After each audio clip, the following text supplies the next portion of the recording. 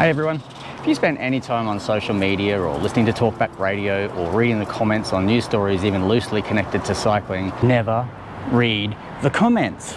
You'll always see complaints about people saying how cyclists are constantly breaking the law. But if you dig a little deeper, you usually find that the stuff that they're complaining about isn't illegal at all. Now, some of this is because road rules do change and evolve, and there have been quite a number of changes related to road rules for cycling and e-scooters in the last 10 years or so. But a lot of it just comes down to simple lack of understanding. So without further ado, I bring to you the top 5 laws you think cyclists are breaking that aren't actually laws, in Queensland anyway. Plus a bonus rule that is the rule that you may not really understand as well.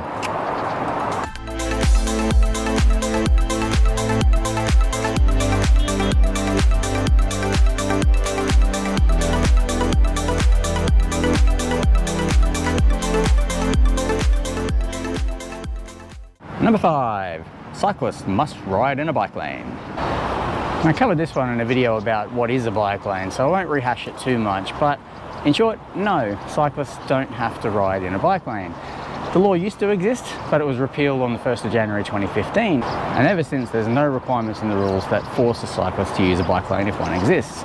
And there's a whole lot of reasons why cyclists might not choose to use one, and I go into that video. So if you see a cyclist not in a bike lane, don't get cranky. Take a deep breath, they're not breaking the law. Number 4, cyclists must dismount to cross the road. Ever had anyone tell you off for riding across a zebra crossing? Well, they're wrong. So there's another one of those rules that changed in 2014 as a result of the Queensland parliamentary inquiry into cycling issues. So prior to that, the rule was that you had to stop, get off your bike, and walk across the crossing. And quite rightly, that was seen as a silly inconvenience for people trying to get about by bike. So the law was changed. You can actually cross a zebra crossing, stop and look both ways, and across you go. Easy as that. So the way the rule is now, you do have to stop when you approach a crossing, and then you can ride safely across when it's safe to do so. You must give way to pedestrians on the crossing, and you must keep left of anyone coming the other way.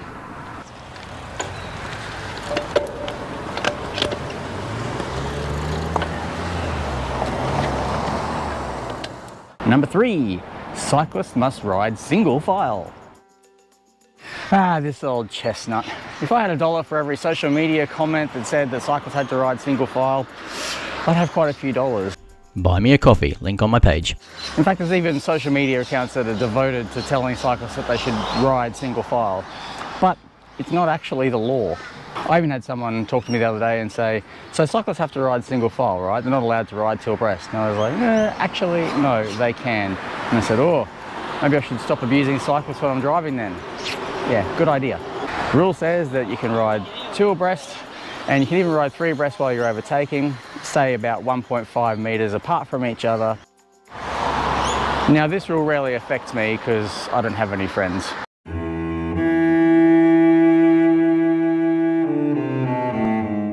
Well, most of my riding's on my own anyway. So you can just ride side by side and have a good old chat, can you? Well, yes. Kind of like you can drive along, sitting next to someone, having a good old chat, taking up a whole lane. Although, given cars for the vast majority of the time only carry a driver, that might seem a little bit weird. You know, a whole car just with one person taking up a whole lane. But yeah, a couple of cyclists riding side by side in a lane is the problem. But the reality is, hello! Thanks for ruining my shot. The whinge then is like, oh, I've got to go into the whole other oncoming lane to overtake. It's like, well, yes, but you need to do that anyway, because most traffic lanes are 3 meters wide. Your car is about 2 meters wide. A cyclist, let's say they're riding on the full left of the lane, let's just round it up, about 1 meter wide, handlebar to handlebar, shoulder width and whatever. So if you're going to give 1 meter of space to overtake that cyclist, you actually need to go into the oncoming lane. If they're riding side by side, you've got to go fully into that other oncoming lane, yes. But you have to do so for less distance and time, and that makes it safer. We're doing you a favour.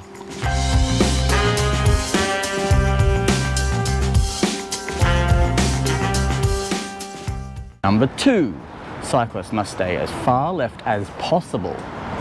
Now this one comes up a lot, particularly when you talk about riding in primary position, which is a position central in the lane. and avoiding riding in the door zone. But you have to keep left. And indeed, the penalty that applies sort of implies that you have to do so.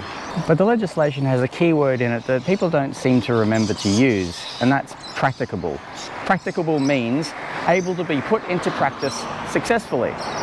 Now, if I ride as far left as possible and have to come to a complete stop behind a parked car and then wait to move around, that's not being practiced successfully. If I ride as far left as possible and not get seen by a driver emerging from a side street and I collide with them, that's not practiced successfully. If I ride as far left as possible and bump into a door or a child runs out in front of me from behind a parked car, that's not practiced successfully. And if I'm riding far left in the road and I run straight into a tree branch, that's not practiced successfully. And this law only applies on a single lane road. On multi-lane roads, you can take up any position in any lane, so long as the speed limit's 80 kilometers per hour under. Then you've got to keep into the left lane, which a lot of drivers don't seem to know about either. Ooh, no, no, no, no, no. That's one reason why I should ride more in primary. So if you find yourself getting cranky at someone that's not riding in the gutter or in the road shoulder and you think they should be riding as far left as possible, take a deep breath. They're not breaking the law. They're simply putting themselves in a position where they're more visible to you, more visible to other road users. They're in a position that puts themselves at least amount of risk, and they're not causing an obstruction. Which brings me to the next law. And the number one rule you think is a rule but isn't actually a rule: cyclists must not obstruct drivers by going under the speed limit. Now this one gets thrown around a lot. Have you ever heard someone say that if a cyclist can't do the speed limit then they're obstructing traffic? Some of it's not even related to cyclists. It's just people saying that if you're driving more than 10 kilometers an hour under the speed limit, you're obstructing traffic and you're breaking the law. Well, there's actually no such law. There is a law about obstructing traffic. There's a key word that people seem to forget, and the word is unreasonably. It's all covered in section 125 of the road rules, and it's called unreasonably obstructing drivers and pedestrians, and it applies to all road users. Now the key word is unreasonably. And it even says in the definition that just driving under the speed limit is not unreasonably obstructing traffic. If driving under the speed limit was against the law, all these people would be getting fines, wouldn't they? What it does clarify is that if you're not driving abnormally slow. Now, I'm not juiced up like Lance Armstrong. My general riding speed is about 20 kilometers an hour. So if I'm riding at about 20 kilometers an hour on the road, that's not abnormally slow for me. So therefore I'm not obstructing traffic. Going around, good. Now this road is 40 kilometers an hour. Now that doesn't mean I have to do 40 kilometers an hour. It's a shared zone with the tennis centre. There's lots of parkland and residential areas or residences, so it's not supposed to be a fast through route. I'm riding at a comfortable 25 kilometers an hour.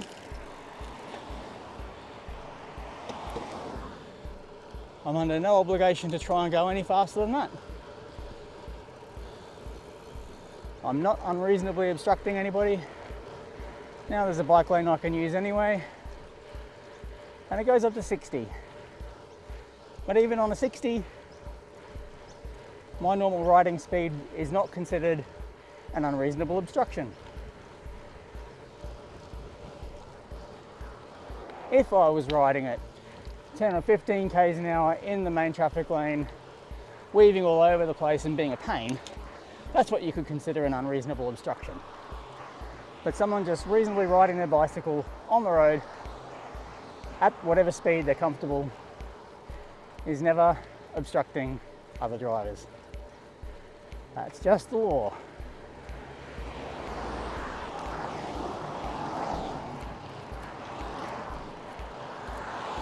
I'm going to stay out here away from the parked cars because otherwise I'm going to duck back in and potentially get sandwiched in behind that trailer.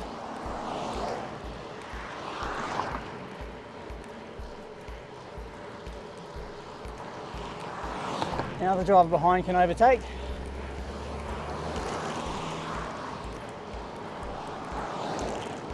Now it's clear again, they can, or not, there's a motorbike coming. I'm not moving over while it's unsafe. No, it wasn't safe to overtake there. There was oncoming traffic on a corner, just an impatient person. And you get a lot of those.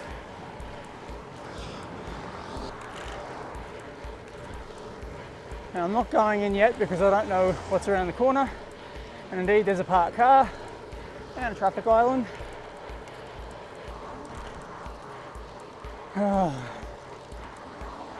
You don't get to bully someone with your car, okay? Doesn't even matter if you think I'm doing the wrong thing. You don't honk at them, you don't overtake them aggressively, and you don't signal at them. So no, a cyclist riding on the road at their normal riding speed is not unreasonably obstructing you as a driver. They're not breaking the law, so you just need to take a deep breath, wait until it's a safe opportunity to pass. Not that hard. Well, not for competent people anyway. Bonus rule: drivers must give way to cyclists crossing a side street or slip lane. Now this is a road rule that comes up on various road rules quizzes on social media, and most of the time people get the answer right, but they're not very good at implementing it in practice. And that's rule 72, or section 72 and 73 in the road rules, which says that if you're turning into a side street or in through a slip lane, you must give way to pedestrians and cyclists crossing that side street or slip lane. And quite often when people say they get the rule but they think it's stupid because you're just going to get run at the backside and it's too dangerous and pedestrians need to just give way, it's really not that difficult. And Queensland Walks has done a fantastic video to explain how it all works, and I'll link to it up there. Now what has changed recently is that the law now explicitly includes cyclists and personal mobility devices, which are e-scooters. And I made a video about that myself. It's up there too. So yes, in Queensland you can ride a bicycle on a footpath, and you have for as long as I can remember. But there's also situations where shared paths cross side streets, and in that situation drivers need to be aware and be ready to give way. Now, to be clear, this law doesn't apply where there's pedestrian traffic lights or cyclist traffic lights. Just like anyone else, you've got to obey those lights. Some people aren't very good at that. And also it doesn't apply at roundabouts, sadly. So roundabouts are really hostile for pedestrians and cyclists where they're using side paths. But at all the other intersections, including those with slip lanes, the rule applies. So when you're walking or cycling and you're approaching a side street, make sure you're having a look in advance. Look at what other traffic's doing. If someone's slowing down, they've probably seen you and they're probably ready to give way to you. But a lot of the time you're going to see they're coming into a corner quickly to try and turn as quickly as possible. In that situation, it's not worth trying to assert your priority and put your life at risk. Don't bother. But if someone does do that, feel free to yell out, "Section 72, buddy!" They won't know what it means, but you'll feel better. Now the same applies at slip lanes, but this can be higher risk because drivers are typically just looking over their right shoulder for traffic coming. So if you're coming from the left, there's a fair chance they're not going to actually be even aware of you. So same applies. Approach slowly, look at what traffic's doing, and don't take a risk.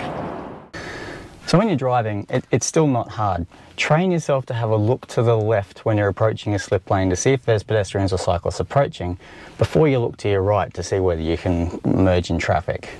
Slow down if you do see someone coming. That gives you the opportunity to stop, and it tells them that you are stopping, and it means that people behind you aren't going to be thinking that you're proceeding ahead and going to run into the back of you. As drivers, let's normalise putting cyclists and pedestrians first, especially in intersections. Because the more people that are walking and cycling, the fewer people are driving, and the safer it is for everybody. So I hope you learned something today, especially if you're one of those people that gets on social media complaining about the law-breaking cyclist you saw today. There's a good chance that what you're seeing actually isn't breaking the law. You just have it in your head that it might be. So I hope that's changed your perception. Now, that doesn't mean that cyclists aren't occasionally guilty of breaking road rules. We're all humans. We all make mistakes and we get things wrong. You're right. Now we're going to see things that happen on the roads that annoy us. We're going to see things that we know are illegal, or that we think are illegal, or that we think should be illegal. I'm not moving over while it's unsafe. But it's not your right as a driver to intimidate or harass someone with your vehicle because you think they've done something wrong. And that applies no matter what they're driving. Yes, Mr. Wank Panzer. Now, if you don't agree with the laws, feel free to get into the comments and explain why you think the laws are wrong. It won't change the laws, but the algorithm loves the discussion and means more people might see it. And that's a good thing, for me. Ride safely, drive rarely, and I'll catch you at the next intersection.